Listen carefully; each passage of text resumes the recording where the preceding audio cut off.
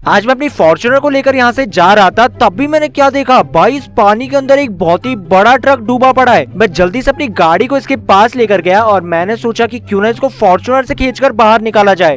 यार इसको खींचना काफी ज्यादा मुश्किल है, लेकिन यार जैसे ही ये थोड़ा बाहर आया ना तो मुझे पता चला कि इसके ऊपर तो पैसों का बैनर बना हुआ है। मैं समझ गया कि ये ट्रक शायद बैंक की तरफ जा रहा होगा और भाई पानी के अंदर गिर गया होगा। ओ भाई इसके अंदर देखो कितना सारा पैसा पड़ा हुआ है। यार मैं तो इस पैसे को लेकर जा रहा हूँ किसी बढ़िया से कार शोरूम में एक कार खरीदने के लिए। तो मैं सीधा पहुंच चुका हूँ सिमियोन के पास और यहाँ पर देखो मैंने कितनी बढ़िया वाली सुपर कार परचेस की है। जिसको भी पसंद आ रही है ना वो कमेंट में ये वाला इमोजी ड्रॉप करते हुए जाना।